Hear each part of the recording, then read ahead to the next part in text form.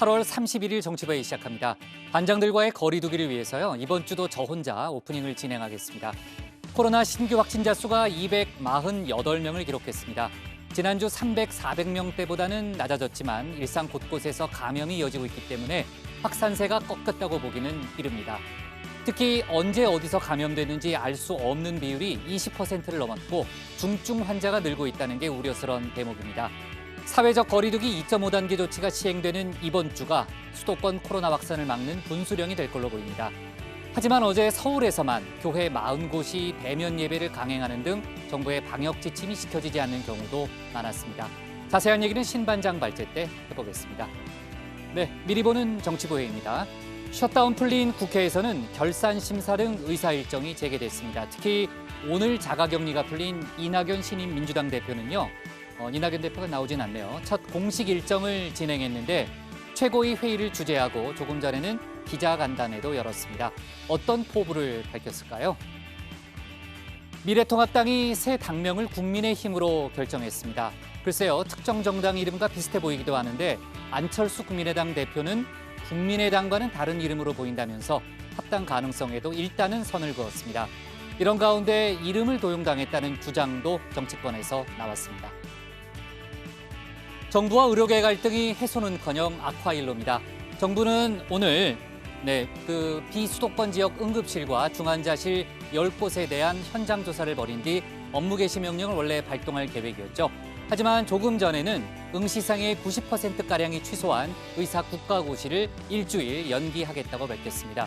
글쎄요, 의료 갈등의 변수가 될지 지켜봐야 되겠습니다. 오늘도 준비한 뉴스 많습니다. 내려가서 본격적으로 정치부회의의 문을 열겠습니다.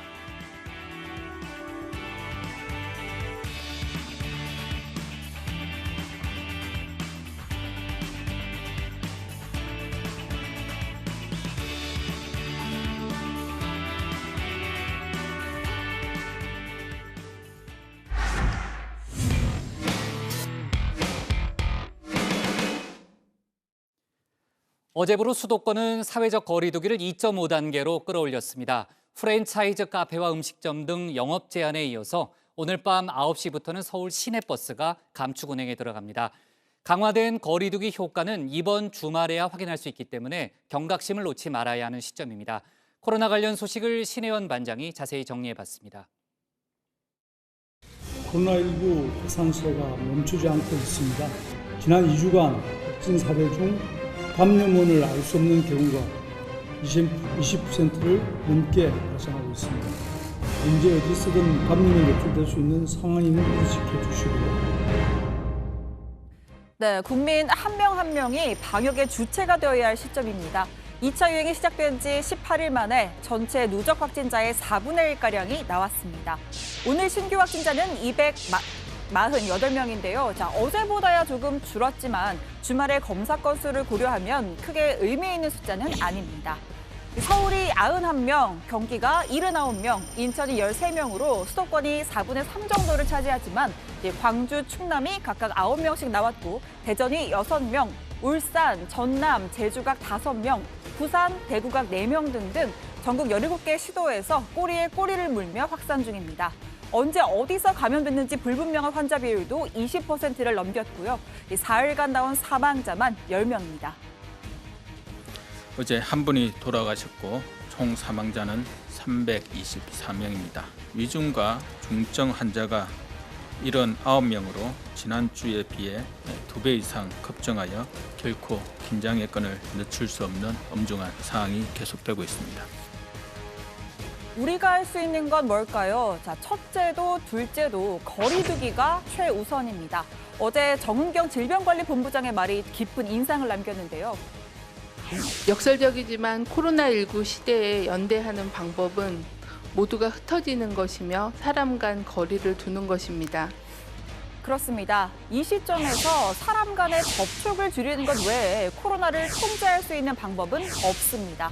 아마 백신과 치료제가 나오기 전까진 사회적 거리두기를 풀었다, 조였다를 반복하는 일이 계속될 겁니다. 그게 흔히 말하는 코로나 시대의 뉴 노멀이겠죠. 수도권은 어제부로 사회적 거리두기를 2.5단계로 끌어올렸습니다. 이젠 노래방이 아니라 프랜차이즈 카페에 갈 때도 QR코드를 찍어야 합니다. 또 오직 포장과 배달만 가능한데요. 자, 저도 회사 1층에 있는 커피숍을 직접 가보니까 좌석에 앉아있을 수 없게 라인을 쳐뒀고 또 일시 취식 불가 안내판을 붙여놨습니다. 개인적으로는 불편한 것보다 안심되는 마음이 더 컸는데 시민들의 반응은 어떨까요? 사실 뭐 매장에서 먹으면 더 편하고 좋기는 한데 또 이렇게 위험한 상황인 만큼 또 조금 불편하더라도 서로한테 좋은 거니까 또 사이렌 오더 이런 게 있어서 오히려 이런 게 더 편한 것 같아요. 그러면 이전에는 안에서 드시기도 하셨나요? 근데 가끔 노트북 들고 와서 하긴 했는데 그때는 사실 사람이 엄청 많아서 그런데 조금 혼란스러운 면도 있습니다. 스땡은 안 되고 빠땡은 된다. 이 커피 전문점이 아닌 제과점은 매장 내 식사가 가능합니다. 여기 먹을 때 갈 수 있나요? 네, 있으세요? 근데 자리가 지금 띄워져 있어서 자리 확인을 올라왔거든요. 자, 그리고 이 프랜차이즈가 아닌 개인이 운영하는 카페도 매장 식사가 가능합니다.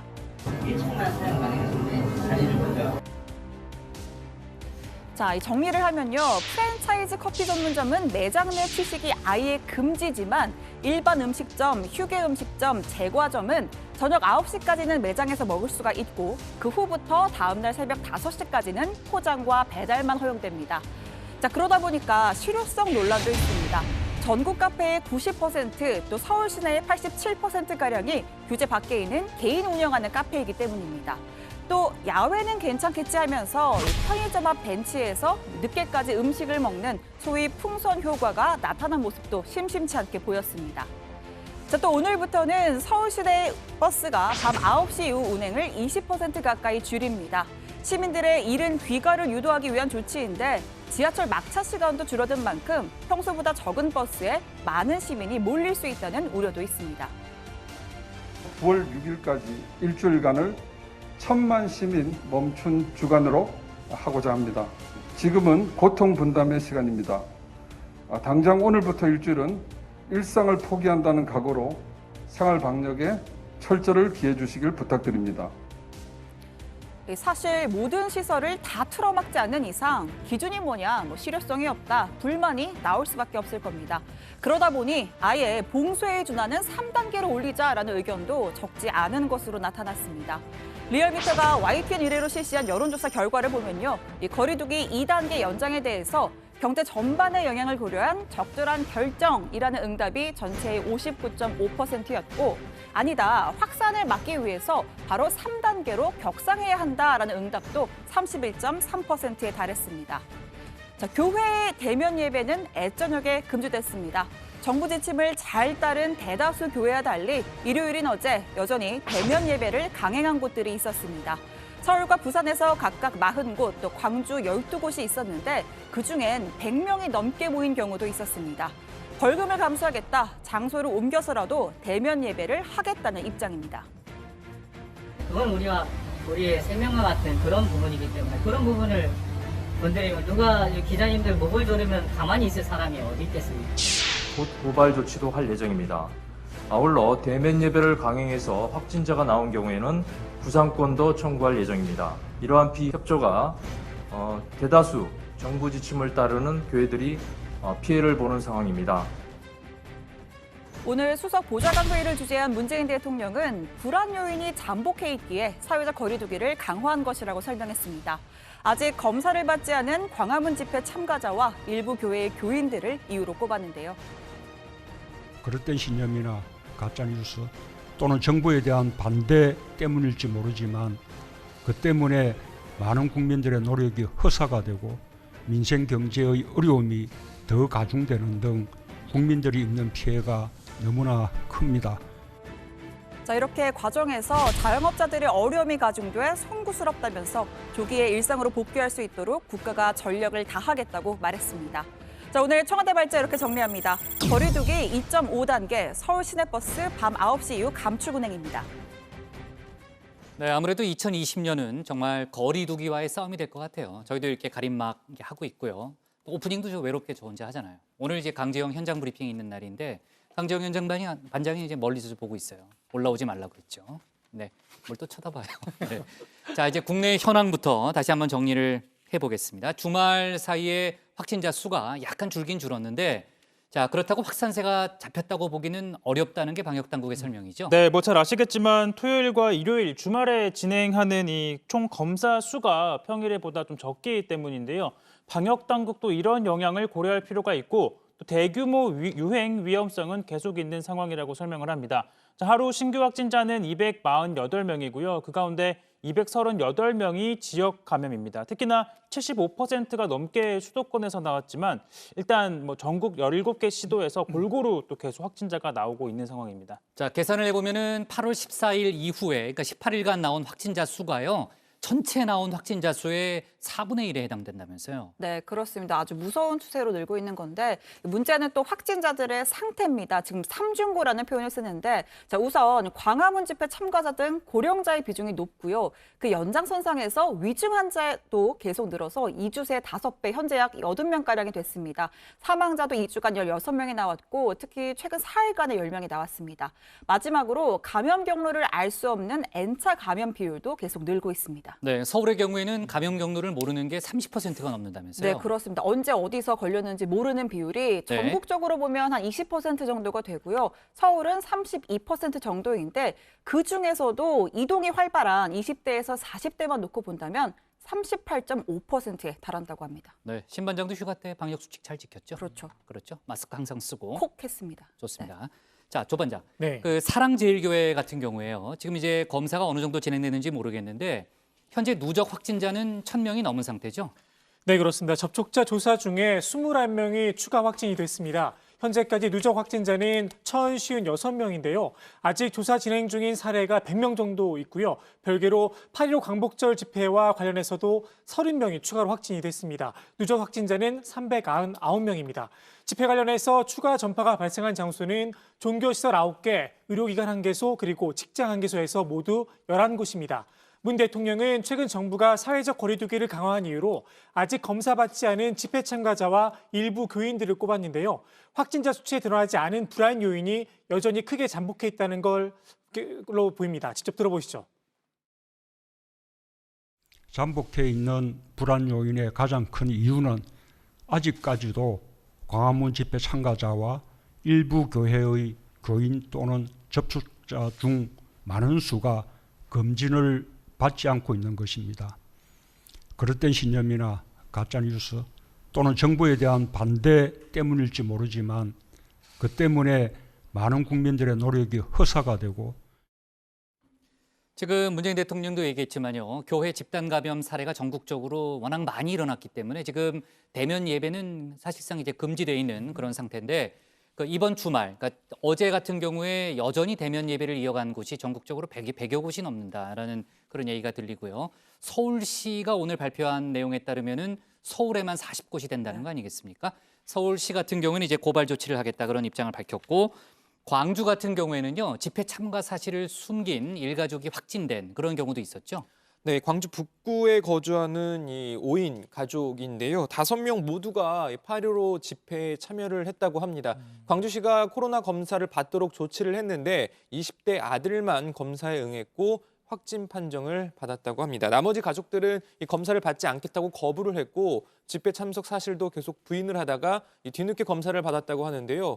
결과적으로 전원 확진 판정을 받았습니다. 광주시가 이 해당 가족을 고발할지 여부를 검토 중이라고 합니다. 네, 그러니까 검사 받기까지 2주간 일상생활을 했던 거 아니겠습니까? 예. 이런 것들이 다 이제 심각한 이제 불안 요인이 되는 거고요. 자, 지금 이제 교회 사례 또 집회 사례를 따져봤는데 그 이외에도 집단 감염 사례가 더 있죠, 고 반장.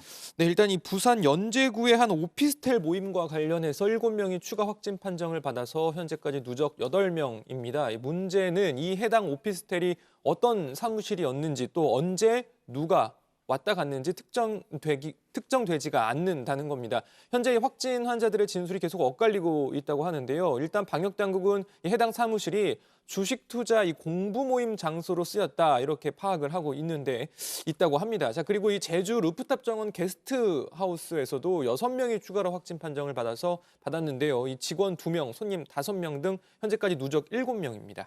어제부터 강화된 거리 두기 조치가 수도권에서 시행이 되고 있죠. 그러니까 사실 이제 3단계로 가기 전에 저희가 이제 편의상 2.5단계라고 많이 부릅니다. 2.5단계 거리두기 조치가 지금 이제 작동을 하고 있고요.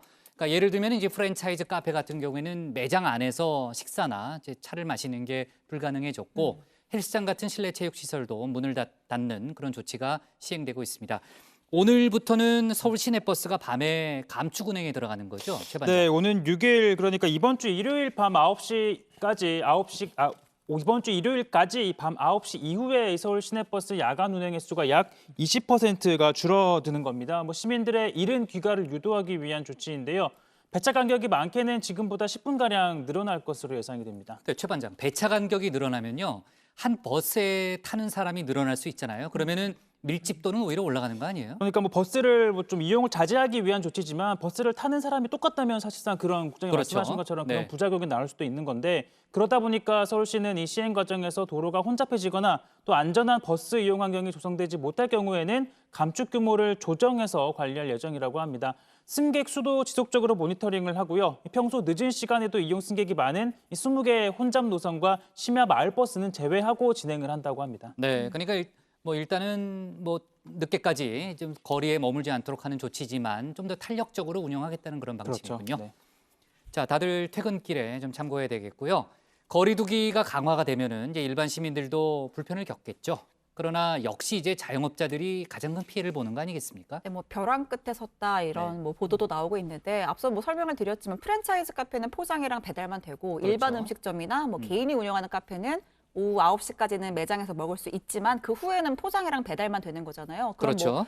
사실 이렇게 주류를 판매하는 음식점이라든지 이런 곳들은 밤에 영업이 사실상 힘듭니다. 자, 그리고 헬스장, 당구장, 골프 연습장 이런 실내 체육시설도 아예 운영이 전면 중지가 되고요.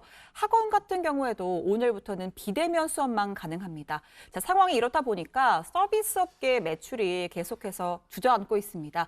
지난해 대비 3월이 5%, 4월이 6.1%, 5월이 4% 정도 매출이 줄었고요. 특히 임시직 고용 같은 경우에는 매달 50만 명 전후로 줄고 있다고 합니다. 지금 2.5단계인데도 그런데요. 만약 3단계로 격상되면은 당연히 더 힘들어지겠죠, 조 반장. 예, 그렇습니다. 그런데 일부 자영업자들 사이에서는 차라리 지금 3단계를 하자, 빨리 시작을 하고 빨리 종료를 해서 이 상황 좀 끝냈으면 좋겠다. 이런 일부 의견도 나오고 있긴 합니다. 일부 의견이죠. 예. 네. 자, 전체 국민 대상으로 한 여론조사에서는 3단계로 가자는 의견이 적지 않았다면서요. 네, 그렇습니다. 리얼미터 조사인데요. 사회적 거리두기 2단계 연장에 대해서 경제 전반의 영향을 고려한 적절한 결정이었다는 응답이 전체의 59.5%였습니다. 그런데 확산을 막기 위해 바로 3단계로 격상해야 한다는 응답도 31.3%나 됐습니다. 네, 그러니까 이제 만약에 3단계 조치를 했을 때 그 기간에 자영업자들이 버틸 수 있으면 괜찮잖아요. 그런데 현실적으로 그게 참 어렵지 않습니까? 네, 그렇습니다. 그래서 정부도 좀 고심 중인데요. 한국은행이 지난주 금요일에 올해 GDP 성장률 전망값을 발표했는데 그때 두 가지 시나리오를 제시했습니다. 2단계 거리두기가 9월까지 이어지면 성장률이 마이너스 1.3%, 연말까지 이어지면 마이너스 2.2%라고 봤는데 여기서 3단계 거리두기까지 가는 상황은 아예 고려가 안 됐었습니다. 근데 지금 3단계 현실화될 수 있다는 우려가 나오기 시작하는 건데요. 만약 봉쇄에 가까운 3단계로 격상이 될 경우에 올해 경제 성장률이 마이너스 3% 밑으로 떨어질 거다. 이런 전망도 나옵니다. 네, 오늘 홍남기 경제부총리가 국회 예산결산특위에 참석을 했는데요. 사회적 거리두기 3단계로 가면 경제적 측면에서 큰 타격이 예상된다라고 하면서 3단계까지 가지 않도록 하는 것이 최선의 방책이 아닐까 싶다라고 말했습니다. 다만 이 4차 추경과 또 2차 재난지원금 지급과 관련해서는 좀 신중한 모습이었는데요. 자, 3차 추경을 편성한 지 2달이 채 안 된 만큼 현재 확보한 예산으로 충분히 지원을 하고 2차 재난지원금 역시 재원이나 효과를 짚어보지 않을 수 없다면서 필요하다면 어려움을 겪는 계층에 맞춤형으로 지원하는 것이 효과적일 것이다. 이렇게 말했습니다. 네. 자, 국회 예산결산특위를 포함한 정치권 얘기는 바로 뒤에 또 최 반장 발제 때 해보고요. 지금 학생들이 다 개학했는데 전국 1,800여 개 학교가 등교 중지 상태라고 하더라고요. 이게 5월에 등교 계획 시작된 이후에 가장 많은 최대치라고는 얘기를 좀 들었고요. 아무튼 이번 주에 좀 고통스럽더라도 확산세를 잡는 게 대단히 중요해 보입니다. 오늘 청와대 발제는 이렇게 정리하겠습니다. 거리두기 2.5단계 서울 시내버스 밤 9시 이후 감축 운행으로 제목을 잡겠습니다. 다음은 최종혁 반장의 발제를 들어보겠습니다.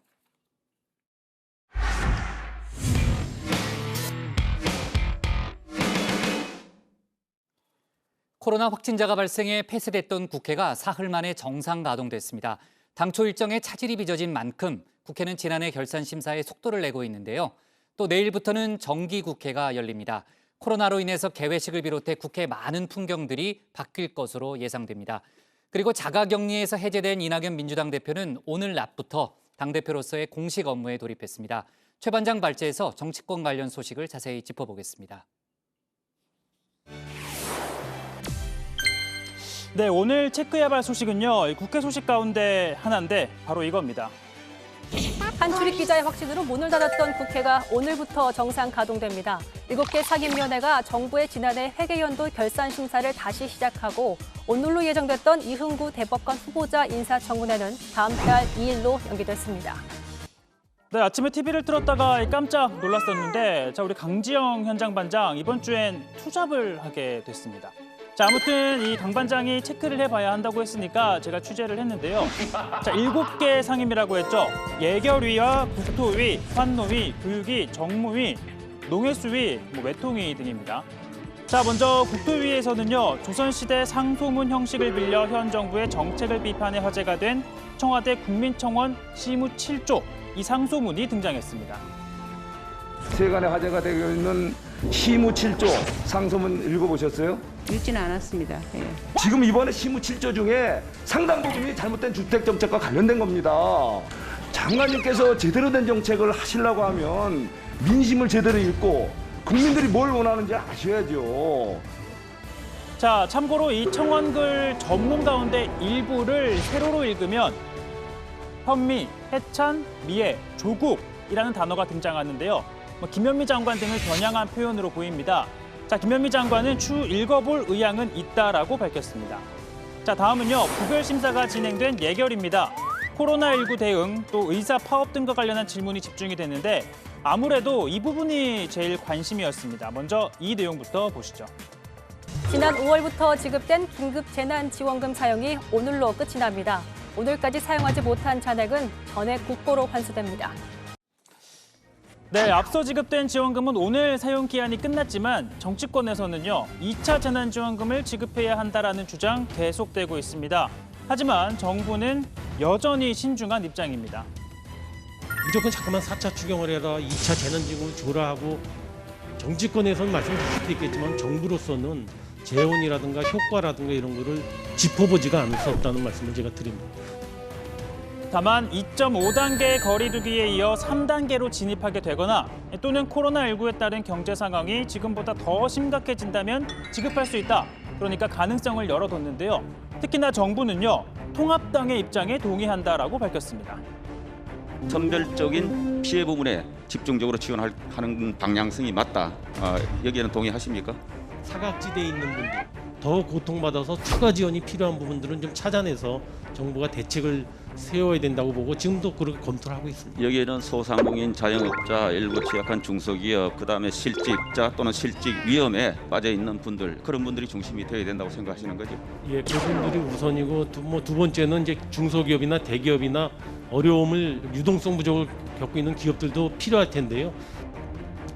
자, 그리고 오늘 예결위에서는요. 감사원장도 주목받았습니다. 여야 할 것 없었는데요. 자, 감사원이 중립성, 독립성을 잘 지키고 있는지를 두고 여야 의원들 간 시각차가 뚜렷했습니다. 자, 양유원영 민주당 의원은요. 그동안 최재형 감사원장의 발언에 비춰보면 중립성, 독립성 시비에 휘말린 상태라며 이채 원장 아버지의 특정 발언을 문제 삼았습니다. 부친께서도 지금 좌파 정권이라고 이렇게 얘기하시면서 문재인 정권은 나쁜 사람들이다 이런 발언까지 또 인터뷰를 하셨어요. 이건 알고 계신가요? 네, 그건 제가 알고 있는데요. 그거는 사실은 연세 많으셔서 그분이 인터뷰하는 것을 모르고 하시는 말씀입니다. 자, 그리고 양 의원은요. 아버지뿐 아니라 또 다른 가족도 거론했습니다. 이채 원장 동서들이 한국원자력연구원과 탈원전 정책을 비판하는 언론사에 근무한다라는 점을 지적했는데요.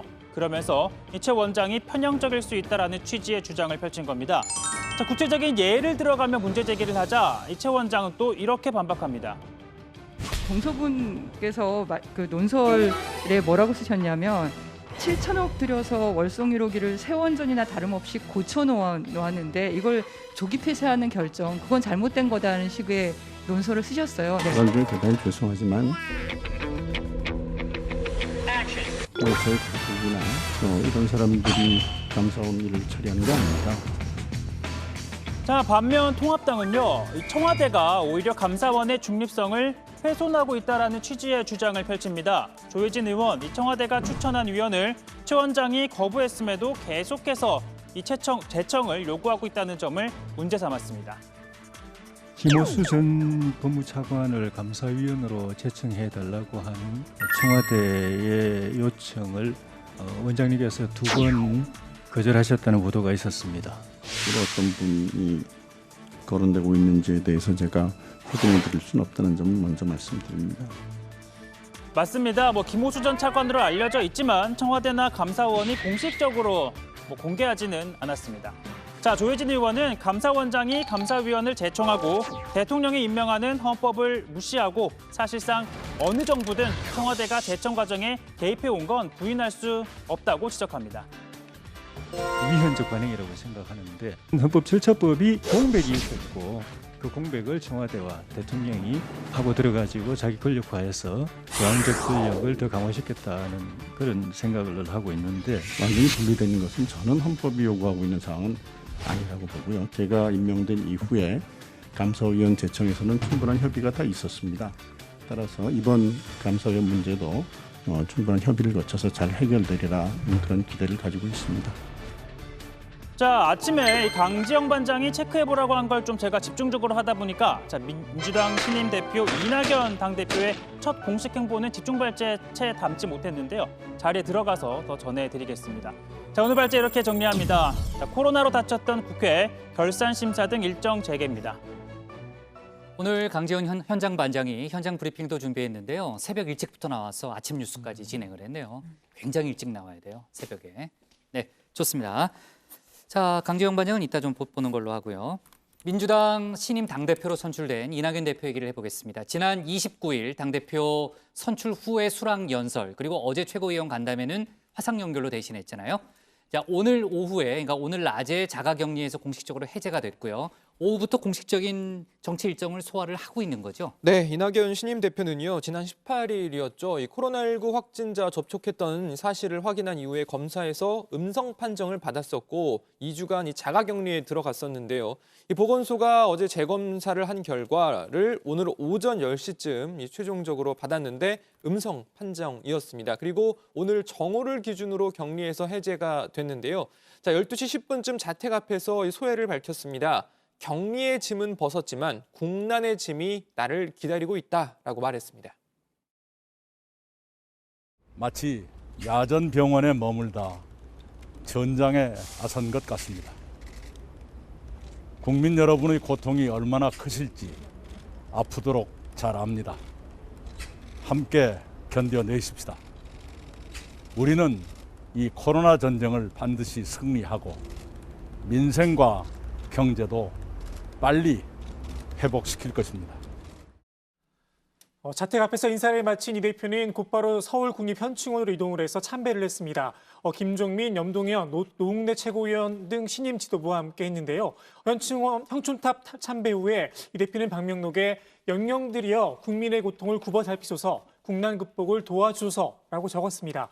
민주당 신임 대표들은 취임 후 관례상 김대중 전 대통령 등 묘역에도 참배를 해왔는데요. 이번엔 코로나19 방역 지침으로 인해서 하지 못했습니다. 조금 전에 누구라고 그랬어요? 염태영. 그렇게 예. 잘못 들은 줄 알고요.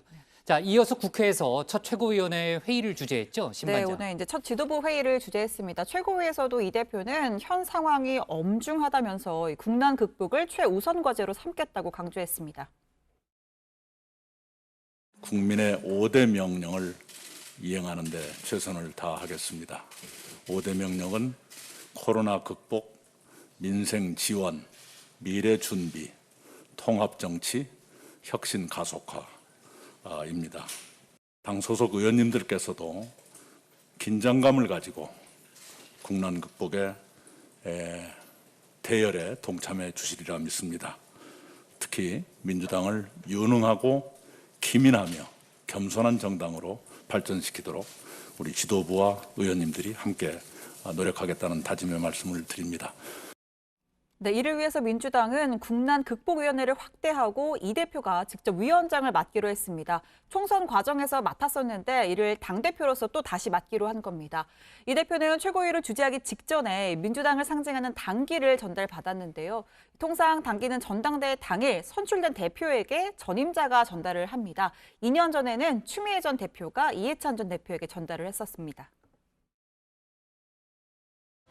황당한 대한민국을 만들 든든한 더불어민주당의 새 얼굴입니다. 당대표에 선출되신 이해찬 대표님, 새로운 출발선에서 당원들과 힘차게 뛸 것입니다. 국민과 함께 대한민국의 새 역사를 쓸 것입니다. 네, 저렇게 이제 보통 전당대회 당일에 이제 당기를 넘기는 게 일반적인데 올해는 이제 온라인으로 전당대회가 진행이 됐고요. 특히 아까 이제 최 반장도 얘기했지만 이낙연 대표가 자가격리 중이었잖아요. 그러니까 당일 전달될 수가 없었죠. 네, 그렇습니다. 민주당에서 그동안 2년 임기를 채운 대표가 거의 없었는데요. 대부분 비대위원장이 신임 당대표에게 당기를 전달했는데 앞서 추미애 전 대표가 처음으로 임기를 채우고 물러나면서 이해찬 전 대표에게 당기를 전달했습니다. 그리고 이해찬 전 대표가 두 번째로 임기를 채운 민주당 대표가 됐습니다. 다만 오늘 당기는 그 이해찬 전 대표가 아니라 김현주 전국 대의원대회 의장이 전달했는데요. 최고위 이후 이 대표는 박병석 국회의장을 예방을 했고요. 이후 기자간담회도 진행을 했습니다. 자, 앞으로 2년 동안 이낙연 대표와 함께 당을 함께 이끌 주요 당직 인선도 조금 전에 발표가 됐죠. 네, 소위 당의 살림을 산다, 책임진다라고 꼽히는 당 이 사무총장에는요. 삼선의 박광원 의원을 임명했습니다. 당 최고위원을 지냈고 이번 전당대회 과정에서 이낙연 캠프를 총괄 지휘한 인물입니다. 언론계 선후배이기도 하죠. 또 당의 정책을 주도하는 정책위 의장인 삼선의 한정혜 의원을 임명했습니다. 당초 홍익표, 이광재 의원 등이 주로 거론이 됐었는데 맞아요. 깜짝 인선이 이루어진 거고요. 그리고 당대표는 최고위원 2명을 지명을 할 수가 있습니다. 이건 역시 깜짝 인선이었는데요. 한국노총 출신 박홍배 금융노조 위원장은 사실 어느 정도 예상이 됐었는데 박성민 청년대변인, 지금 오른쪽에 보이시는 저분인데요.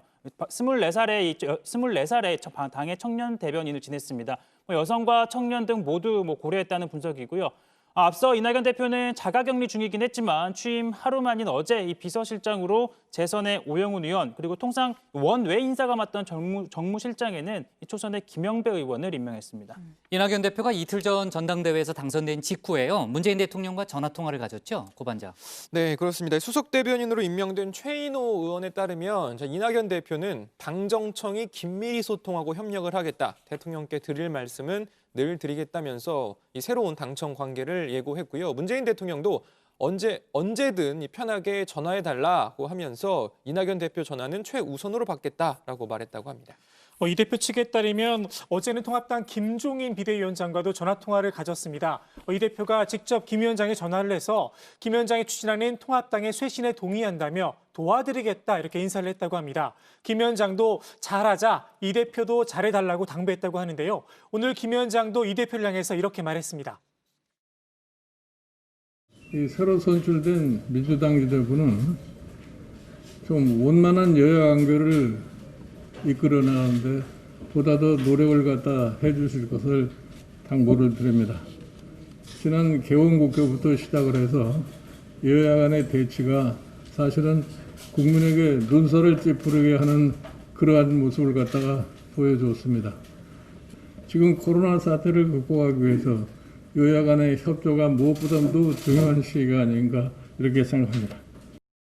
네, 일단은 이제 두 대표가 편하게 이제 비대위원장과 이제 통화할 수 있는 그런 사이라는 점을 봤을 때는 일단은 협치의 기대감은 좀 높이고 있는 그런 상황이고요. 김종인 비대위원장과 이낙연 대표 간의 인연이 40여 년 전으로 거슬러 올라간다면서요. 네, 그렇습니다. 1980년대 초인데요. 당시 동아일보 기자였던 이 대표는 민정당 수석 국회의원이었던 김 위원장을 취재원으로 만났다고 합니다. 이 대표는 최근 인터뷰에서 당시 전두환 정부가 금융실명제를 연기할 것 같다는 특종을 했는데 그 소스가 김종인 당시 의원이었다 이렇게 밝히면서 밤늦게 집으로 쳐들어갔는데 술술 다 말씀을 해주셨다 이렇게 전하기도 했습니다. 그러니까 이제 중요한 정보를 살짝 알려줄 만큼 그만큼 이제 신뢰가 있었다는 얘기 아니겠습니까? 이제 40년 동안 인연이 있기 때문에 지금의 관계는 어떤지 정확히는 모르겠습니다만 아무튼 아까도 얘기했지만 뭔가 좀 잘 될 수도 있다라는 그런 기대감은 높이고 있습니다. 자, 전당대회에서 새롭게 선출된 최고위원들은 누구누구가 있죠? 신반장? 네, 득표율 순대로 말씀을 드리겠습니다. 그동안 조국 전 법무장관을 적극 엄호했던 김종민 의원이 1위로 당선이 됐습니다.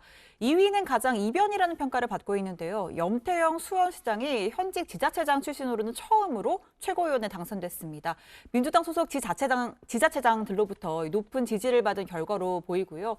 또 이어서 당내 비주류로 꼽히는 4선의 노웅래 의원이 3위로 당선이 됐는데 그동안 원내대표에 3번 도전했다가 모두 고배를 마셨는데 아무래도 이번 최고위원 선거는 1인 2표제다 보니까 표가 좀 분산된 효과로 보입니다. 그리고 신동근 의원과 양향자 의원 순으로 최고위원에 당선이 됐습니다. 반면에 정세균계 핵심으로 꼽히는 이원욱 의원과 청와대 정무수석을 지낸 한병더 의원은 인지도의 한계를 극복하지 못했다라는 평가 속에 고배를 마셨습니다.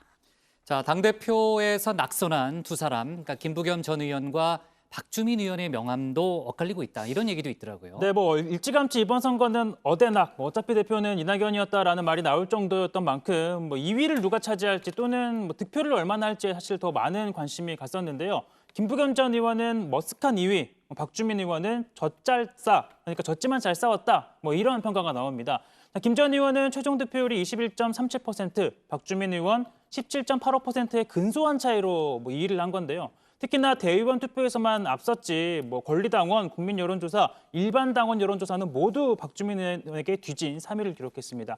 그러니까 지금 김 전 의원 앞에는 대선에 직행할 것인지 아니면 이낙연 대표가 7개월 뒤에 당대표직을 내려놓으면 다시 대표에 도전할 것인지 이런 선택지가 놓여 있기는 한데 하지만 이번 선거 결과만 놓고 보면 어느 선택지든 미래가 좀 불투명한 것 아니냐 이런 분석이 나오고요. 반면 박주민 의원은 좀 가능성을 확인했다라는 분위기가 읽히고 있습니다. 대선 주자들 사이에서 존재감을 각인시키며 일종의 책을 키웠다. 그러니까 현재 서울시장 후보로도 거론되고 있는데 후보로 나설 가능성도 있지 않느냐 이런 관측이 나옵니다. 네. 자, 그리고 오늘 이제 오후부터 이낙연 민주당 대표가 이제 낮에 자가격리에서 풀리고 오후부터 상당히 바쁜 일정을 소화하고 있잖아요. 조금 전에 이제 최재성 정무수석을 만나는 그런 정치 일정이 예정이 돼 있었는데 최재성 왜요? 일정이 있었는데 있었는데 네, 끝까지 못 들었습니다. 네. 아니 아직 하지도 않았는데 끝까지 못 들어요. 네. 이제 막 시작했는데 빨리 하시죠. 빨리 하시라고. 그래요. 네. 자, 예정이 있었는데 최재성 정무수석이 미열 증상을 보여서요. 코로나 검사를 받은 것으로 알려졌다라는 그런 보도가 들어왔습니다. 그래서 조금 전에 예정이 됐던 이낙연 민주당 신임 대표 예방을 취소했다고 하고요. 오전에 청와대 근무 중에 미열이 나타나자 조퇴를 하고 코로나 검사를 받은 상태고 오후에 대통령이 주재하는 수석부장관 회의에도 불참했다고 합니다. 최재성 수석은. 제가 너무 성급했네요. 국장이 그 오전에 공지가 된 일정을 보고 최재성 실장을 만났지 수석을 만났지 않겠느냐. 제가 간단하지 않아요. 네, 그렇게 말씀하실 줄 알았는데 역시 그래요? 정확하십니다. 당연하죠. 네. 항상 속보를 챙겨요, 저는요. 네. 항상. 네. 명심해요. 자, 좋습니다. 발제 정리 이렇게 하겠습니다. 이낙연, 코로나와의 전쟁, 국난국복위원장 다시 맞는다로 제목을 잡겠습니다. 다음은 조익신 반장의 발제를 들어보겠습니다.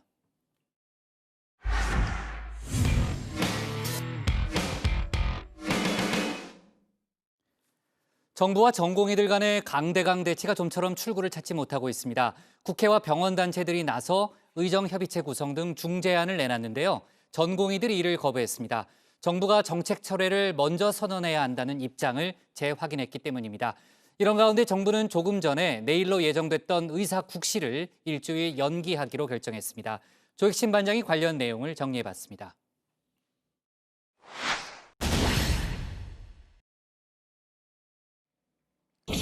문재인 대통령이 의사들의 집단 휴진 사태에 또다시 깊은 유감의 뜻을 드러냈습니다. 히포크라테스 선서를 잊지 말아야 한다는 겁니다. 지금처럼 국민에게 의사가 필요한 때가 없습니다. 정부는 코로나가 위중한 상황에서 여러 차례 양보안을 제시했고 합의가 이루어져 해결이 되는 것처럼 보이기도 했습니다. 앞으로 코로나19 상황이 안정된 후 정부가 약속한 협의체와 국회가 제안한 국회 내 협의기구 등을 통해 모두가 공감대를 표명한 의료 서비스의 지역 불균형 해소와 필수 의료 강화, 공공의료 확충뿐 아니라 의료계가 제기하는 문제들까지 의료계와 함께 협의할 수 있을 것입니다. 정부와 의사들의 강대강 대치 속에 의사 국시가 하루 앞으로 다가왔습니다. 응시 대상자 가운데 89%가 원서 접수를 취소한 상태인데요. 당초 정부는 예정대로 시험을 치르겠다는 입장이었습니다. 시험을 어떤 다른 이유에서 연기하는 것은 사실은 시험을 취소하지 않은 분들도 있고 그분들 입장에서 또 다른 피해가 될 수 있는 대목이고, 그래서 정부로서는 일단 원칙에 따른 정책 집행이 필요하다고 보고 있고요. 일부 의대생들은 불안감에 전전긍긍했습니다. 국시를 보지 못하면 의사 면허를 딸 수 없습니다. 당연히 졸업도 1년 늦어집니다. 이번 파업을 이끌고 있는 전공의들과는 사정이 사뭇 다릅니다. 고용과 생계의 위험을 무릅쓰는 근로자의 파업과 달리 집단 휴진에 참여한 전공의들은 고용, 생계, 의사 면허 등의 신분 면에서 어떠한 피해도 보고 있지 않습니다.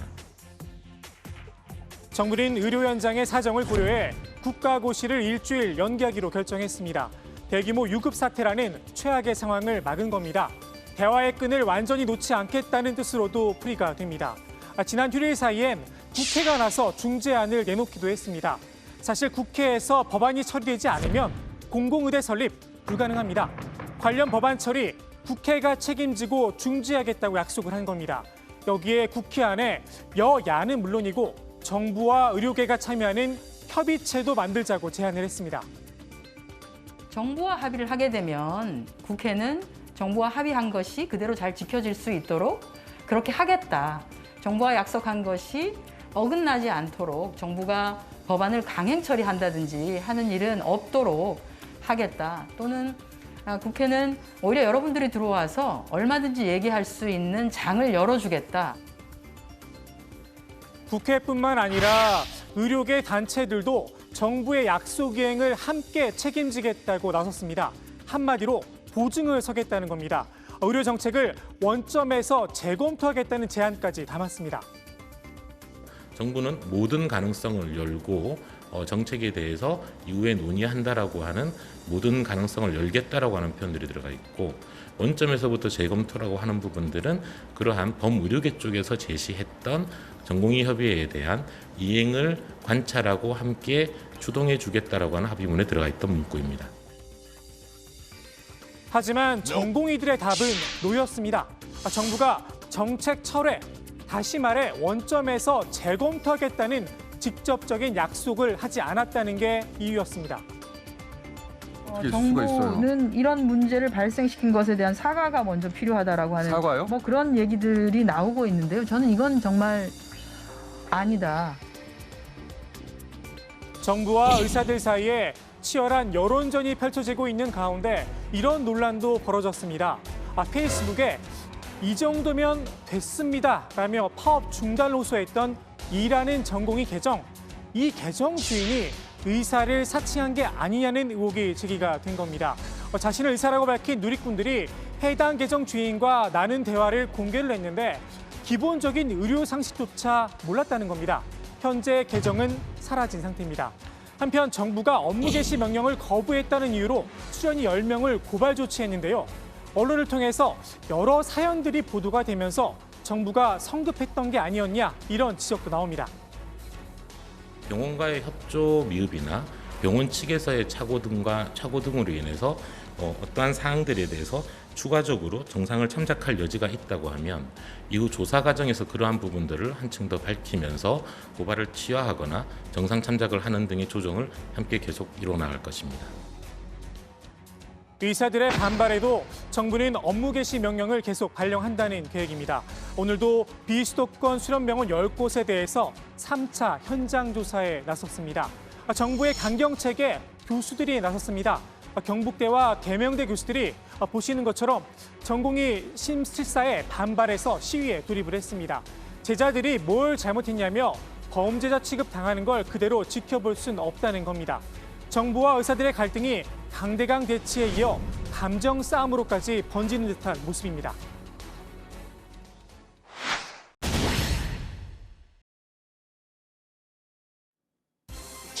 미래통합당이 새 당명을 결정했습니다. 바로 국민의힘입니다. 국민의힘이라는 단어가 거론됐는데 그건 안건에 올라왔었나요? 그게 무난하지 않나 이렇게 생각해요. 내가 보니까 이 국민이라는 그 단어 자체가 우리나라 헌법 정신에도 거의 합당하지 않나 이렇게 생각해요. 앞서 통합당은 당명을 새로 짓기 위해 이처럼 아이디어를 공모를 했었는데요. 5건 가운데 하나꼴로 국민이 가장 많았고 자유와 한국, 미래 등이 그 뒤를 이었습니다. 앞서 김종인 비대위원장은 과거를 연상시키는 단어는 당명에 사용하지 않겠다는 뜻을 밝혔었는데요. 국민 외엔 선택의 여지가 없어졌듯 합니다. 일부에서는 새 당명이 안철수 대표의 국민의당과 비슷하다는 이야기도 나왔습니다. 확정된 건 아니지만 국민의힘이 국민의당과 비슷한 느낌이 있는데 국민의당하고 다른 거지. 국민의힘이라는 거는. 앞서 주호영 원내대표가 안 대표에게 러브콜을 보내기도 했었죠. 야권 통합의 큰 그림을 그리고 있는 게 아니냐는 분석도 있었습니다.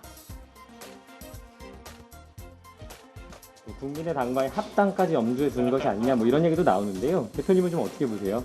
그런 논리라면 다른 국민이 들어간 모든 당이 합당해야 되는 거지 않습니까? 그런 건 아니죠. 최근에는 저희 당에 있다가 이제 그쪽으로 간 분들 한번 같이 식사를 한 적은 있죠. 그것밖에 없습니다. 이런 가운데 통합당의 새 당명을 놓고 명백한 이름 훔치기라는 비판도 나왔습니다. 더불어민주당 정청래 의원의 주장인데요. 본인이 공동대표를 맡았던 시민단체 국민의힘과 이름이 같다는 겁니다. 정 의원은 국민의힘이 벌써부터 조롱을 당하고 있다면서 국민의 짐, 국민의 휨 등을 나열하기도 했습니다. 일단 선관위에선 현재 국민의힘이란 이름으로 등록된 정당은 없다는 입장입니다. 통합당은 오늘 의원총회에서 새 당명과 더불어 새 정강정책도 함께 논의를 했는데요. 내일 상임정국위와 모레 정국위를 거쳐 최종 확정할 예정입니다. 오는 9월 3일이면 김종일 위원장의 취임 100일이 됩니다. 통합당이 시간표에 맞춰 과거와의 단절에 속도를 내고 있다는 평가입니다. 최근 아스팔트 우파와 연결고리를 완전히 끊지 못해 부침을 겪고 있는 통합당. 상표를 바꿨으니 이제 본격적인 상품 바꾸기에 나설 듯 싶습니다. 오늘 국회 발제 이렇게 정리합니다.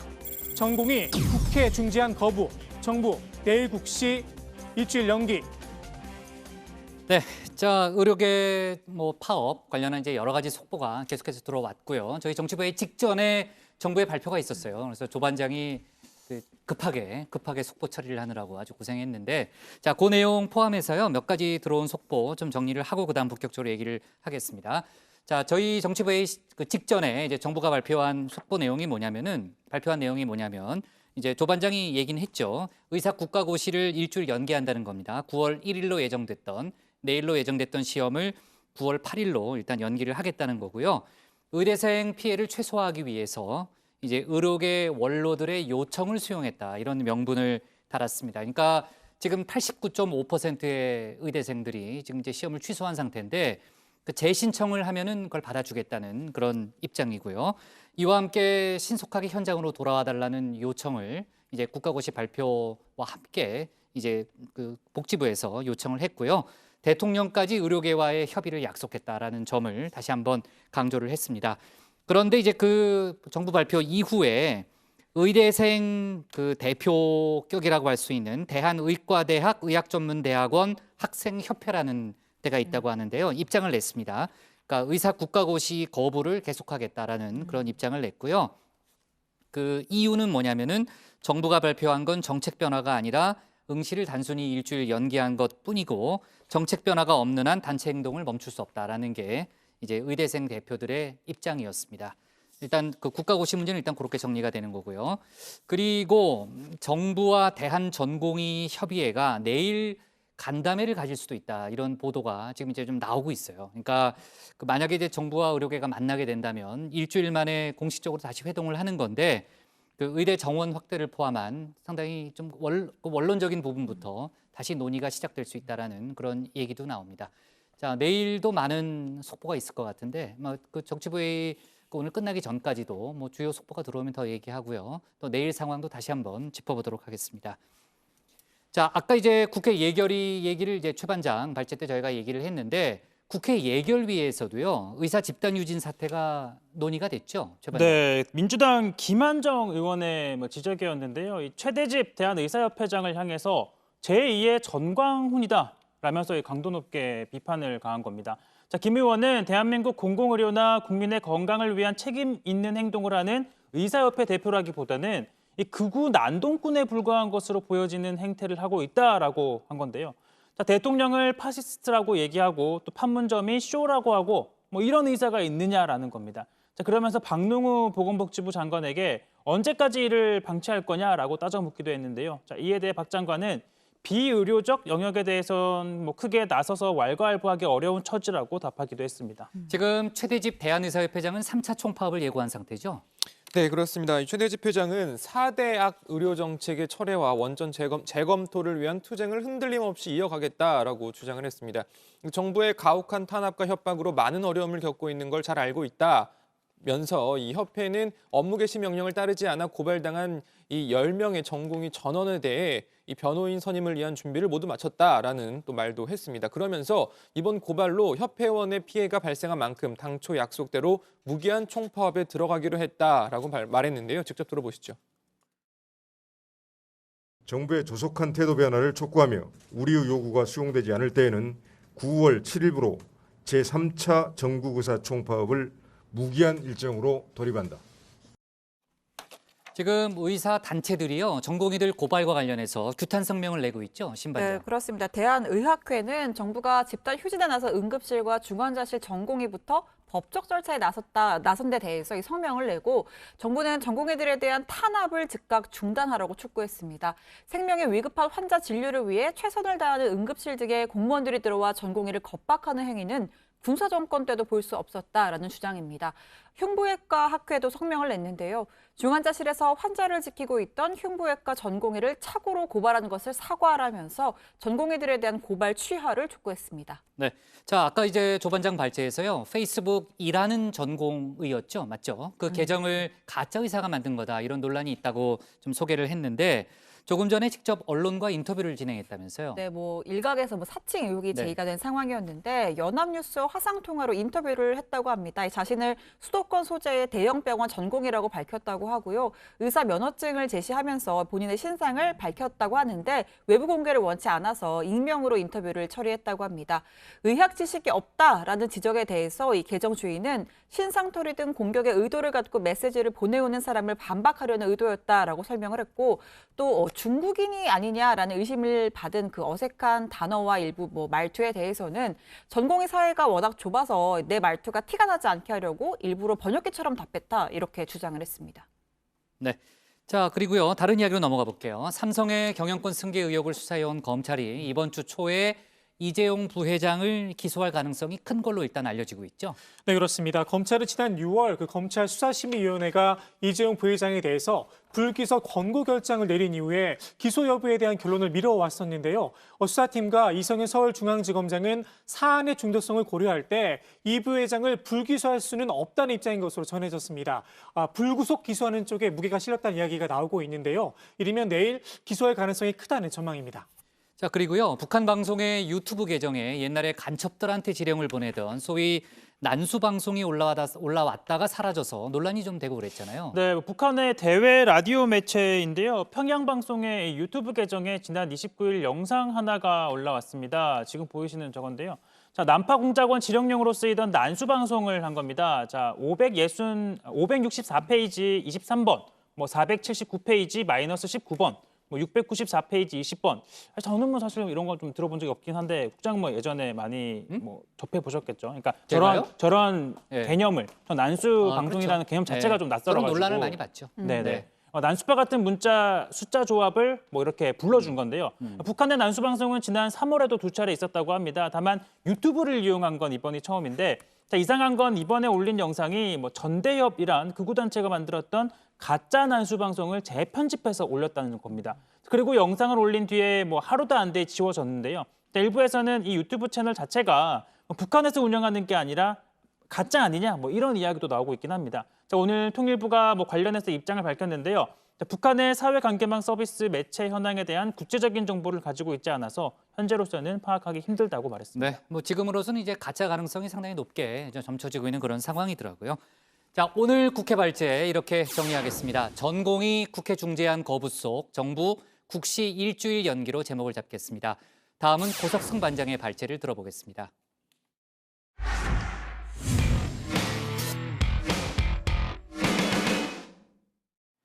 지난주 금요일에 저희가 아베 일본 총리의 사임 소식을 속보로 전했죠. 아베 총리의 중도 사임으로 일본 정치권은 차기 총리 자리에 관심이 쏠리고 있습니다. 차기 총리는 아베 총리의 자녀 임기를 채우는 1년짜리 총리인데요.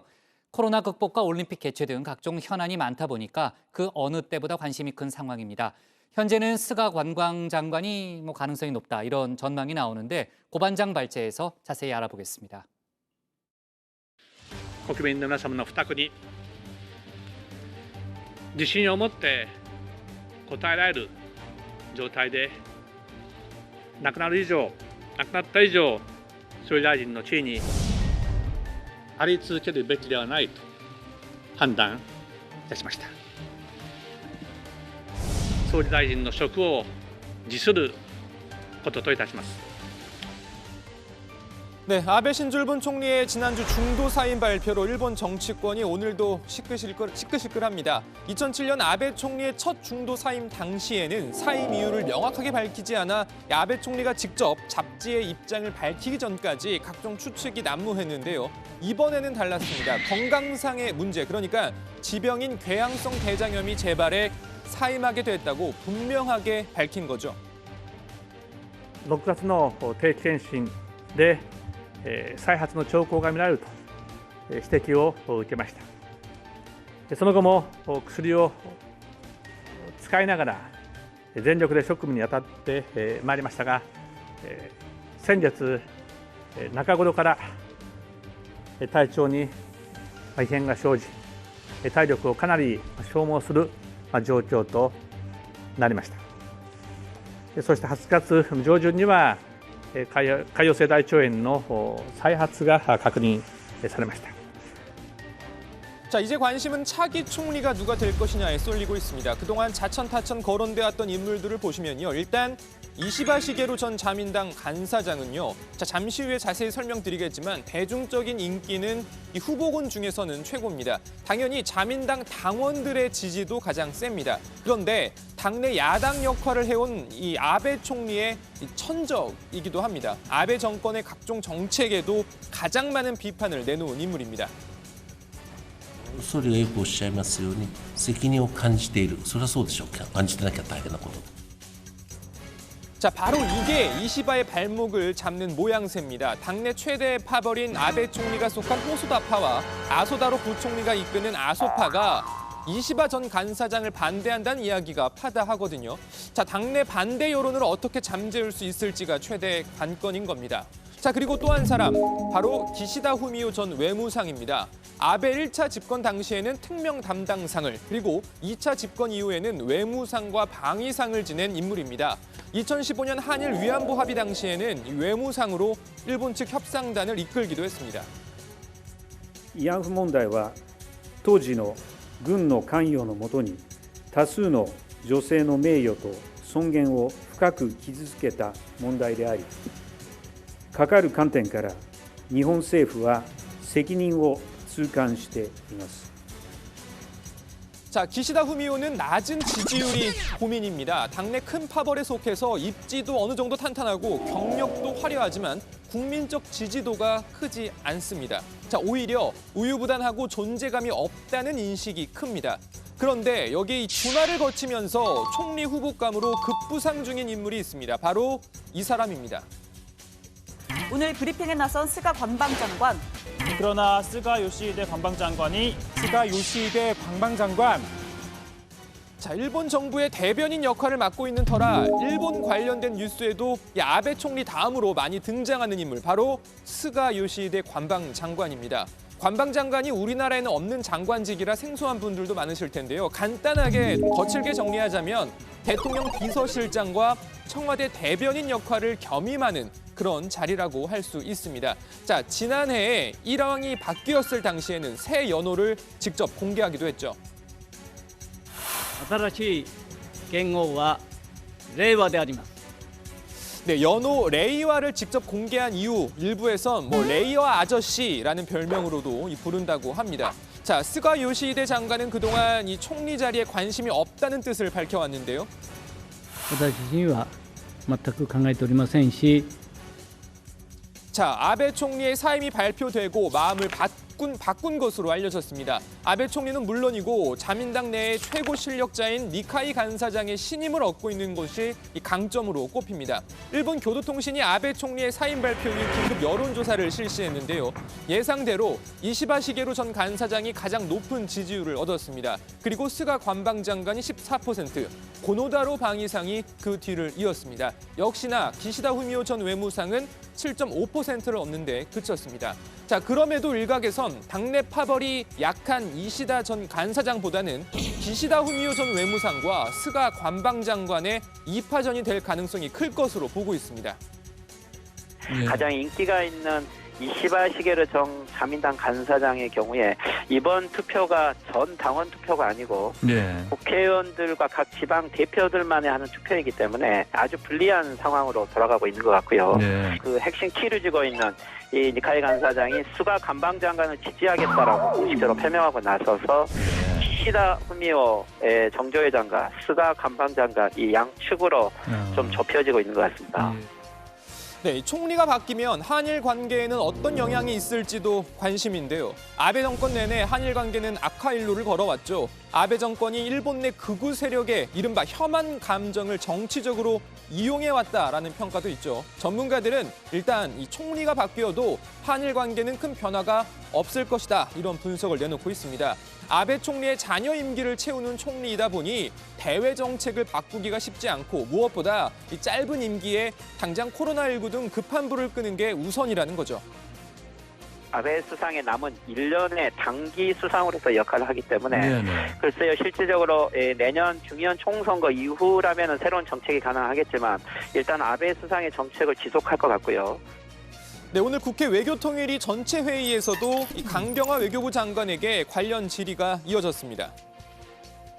일본의 새로운 내각이 들어서게 될 경우에 여기에 대해서 어떤 한일 관계 개선에 대한 솔직히 기대치를 우리 정부 좀 갖고 있습니까? 좀 더 실질적으로 또 현실적인 전망을 해야 된다고 생각합니다.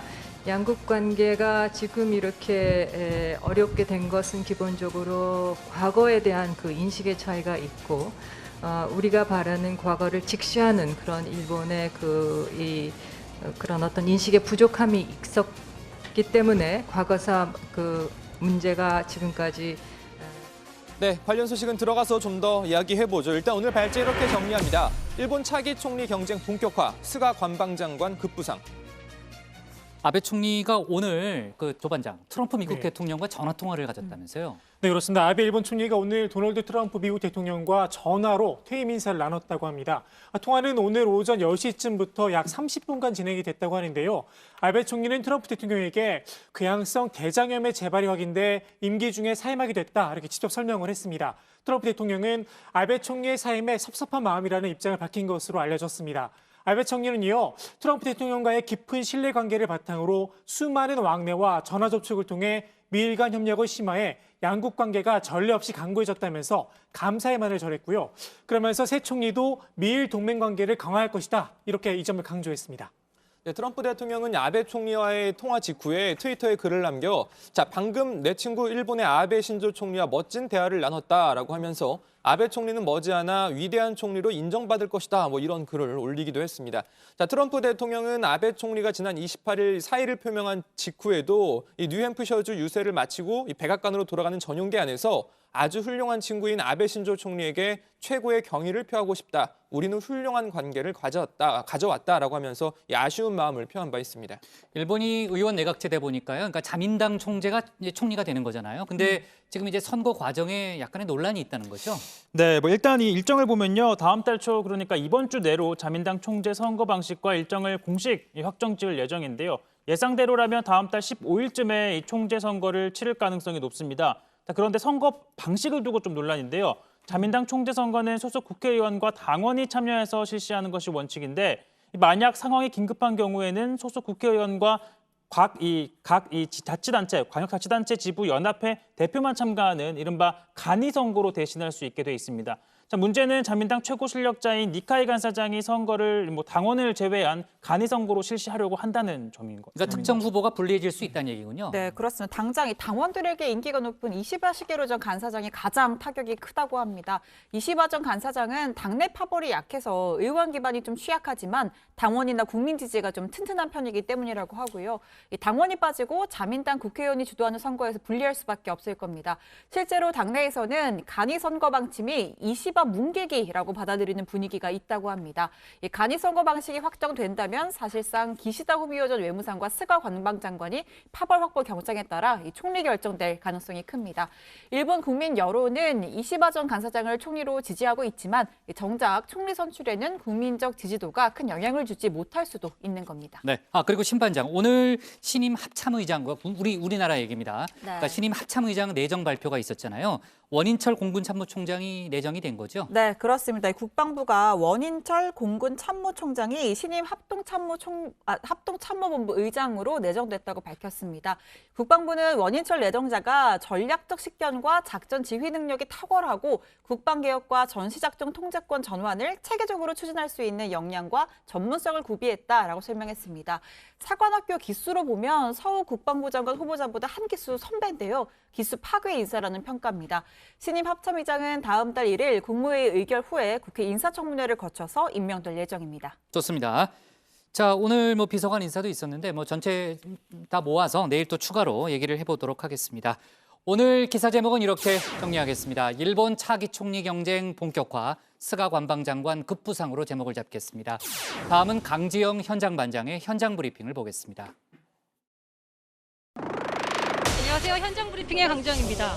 오늘은 정부가 가습기 살균제 피해를 공식화한 지 9년째 되는 날입니다. 9년이 지났습니다. 그동안 제대로 된 진상 규명, 피해 보상은 이루어졌을까요? 피해자를 직접 만나 들어보겠습니다.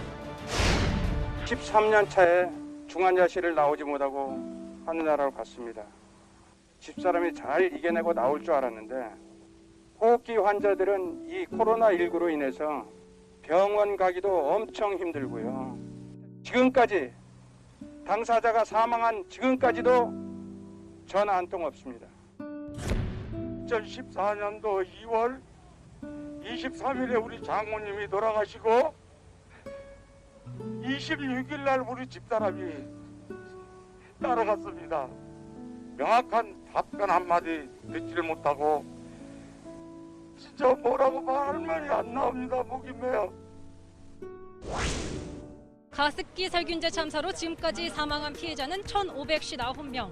하지만 지금까지도 피해자 유족들은 제대로 된 피해 보상이나 대책이 마련되지 않고 있다며 문제점을 지적하고 있습니다. 가습기 살균제로 인한 질환은 전신 질환이다. 단순히 폐뿐만 아니라 혈액을 따라서 움직여서 온몸에 다 영향, 그리고 피부에 닿으면 피부에도 영향이 있고, 즉 질환을 갖다가 인정하는 게 넓혀야 되고, 그게 실험을 통해서 입증이 돼야 된다고 그러는데 아직까지 크게 지금 인정되고 있는 부분이 너무 적어요. 대기업으로서의 책임감을 갖고 이런 피해를 끼쳤으면 솔직하게 사과하고 인정을 하고 배보상까지 그렇게 해주셨으면 하는 바람이에요. 가습기 살균제 참사로 인한 피해 신청자는 21일 기준 6,844명. 상당수의 피해자가 제대로 보상을 받지 못해 경제적 어려움을 겪고 있기도 한데요. 참고로 지난해 3월 발표된 조사 결과를 보면 피해 가구 100가구의 피해 비용이 최대 539억 8천만 원으로 추산되기도 했습니다. 2015년에 남편이 폐암으로 됐어요. 이게 가습기 살균제를 사용해가지고 병원 기록이랑 모든 것을 냈지만 환경부에서도 하는 말이 피해인 것은 비슷하지만 현재 기준안으로는 너희들을 피해자로 인정할 수 없다. 정부에서는 기업 탓하고 기업은 나몰라락하고 이 상황에서 뭐 어떻게 되겠어요?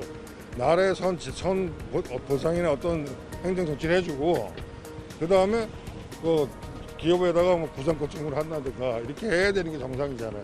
근데 인정조차도 안 되고 있어요. 특조위가 추산하는 67만 명의 잠재적 피해자가 있다라고 추정을 하는데 피해자들 중에서 한 6,800여 명이니까 고작 1.1% 피해 신청을 한 거거든요. 근데 이 1.1% 피해자도 피해 인정을 안 해주고 있는 상황인 거죠. 가습기 살균제가 출시된 건 1994년, 그리고 2011년이 되어서야 판매 금지 명령이 내려졌습니다. 이 기간 동안 가습기 살균제를 사용한 사람은 약 627만 명. 하지만 피해자로 인정받기는 쉽지 않은 상황입니다. 하루빨리 진상이 명확히 밝혀지고 피해자들의 의견이 제대로 반영된 대책 마련되어야겠습니다. 지금까지 현장 브리핑의 황정이었습니다. 네, 현장 브리핑 들어봤고요. 사회적 참사 특별조사위원회에서 지금 가습기 살균제 피해를 조사하고 있잖아요. 네. 관련해서 오늘 입장을 내놓은 게 있다면서요. 네, 그렇습니다. 사회적 참사 특별조사위원회에서 오늘 가습기 살균제 제품 현황과 성분 분석 결과를 발표했는데요. 자세한 내용을 통화로 확인해봤습니다. 저희 특조위에서 지금까지 몇 종류의 가습기 살균제가 판매됐고 총 몇 개가 판매됐는지 이거를 이제 확인을 했더니 30개의 가습기 살균제 제품이 모두 1000만 개에 가까운 995만 개가 판매된 것이 확인이 됐다는 점 하나 하고요. 가장 많이 팔렸던 게 이제 옥시싹싹이고 또 가습기 메이트인데요. 이 옥시싹싹 안에 들어있는 PHMG라고 하는 그런 살균제 성분이 있는데 같은 옥시싹싹 제품을 모두 한 70여 개를 분석을 해보니까 최소 농도와 최대 농도의 차이가 무려 32배나 됐습니다. 가습기 메이트의 경우 19배나 차이가 났습니다. 그래서 저희는 이거를 만든 회사가 이 살균 성분에 대한 그런 제품 안전관리랄까, 제품의 농도관리 이런 것들이 전혀 엉망으로 된 엉터리 제품 아닌가, 이런 의심을 하게 하고요. 또 이렇게 같은 제품 내에 농도 차이가 이렇게 크다면 제품에 따라서 소비자들이 굉장히 큰 어떤 건강 피해를 입을 수도 있겠다 하는 어떤 그런 의문이 드는 부분이어서 앞으로 이런 농도 차이에 의한 소비자들의 건강 피해 여부에 대한 조사가 필요하다, 이렇게 생각이 됩니다. 사회적 참사 특별조사위원회 오늘 발표 내용을 좀 요약해서 들어봤고요. 지금 환경부에서는 가습기 살균제 피해에 대해서 어떤 대책을 준비 중이에요, 황 반장? 자, 우선 환경부는 가습기 살균제 피해 구제를 위한 특별법 하위법령 개정안을 지난 27일부터 7일간 제2법 예고했습니다. 사망자 유족에게 지급하는 특별 유조 조위금을 1억 원으로 올리는 등 피해 지원금을 보강하고 피해 지원 유효 기간을 5년에서 10년으로 연장했는데요. 이전 법령에서 정한 질환이 아니더라도 가습기 살균제 건강 피해가 확인될 경우에는 피해자로 인정받을 수 있도록 조사 판정 체계를 개편했다고 합니다. 지금 강 반장이 설명했던 네. 예고안에 대한 피해자들의 반응은 어떻습니까? 그러니까 지난 28일에 환경부가 개정안과 관련한 온라인 간담회를 열기도 했는데요. 여기에 참석한 가습기 살균제 피해자들은 피해자 중심에 입각한 처리가 필요하다며 유감을 표명하기도 했습니다. 참고로 이 개정안은 제2법 예고 기간 동안 의견 수렴을 거친 뒤에 9월 25일에 시행될 예정입니다. 네, 9월 25일 시행될 개정안에 피해자들의 목소리가 제대로 반영됐는지 저희가 또 잘 따져보겠습니다. 강 반장 수고했고요. 네. 지금까지 현장 브리핑이었습니다.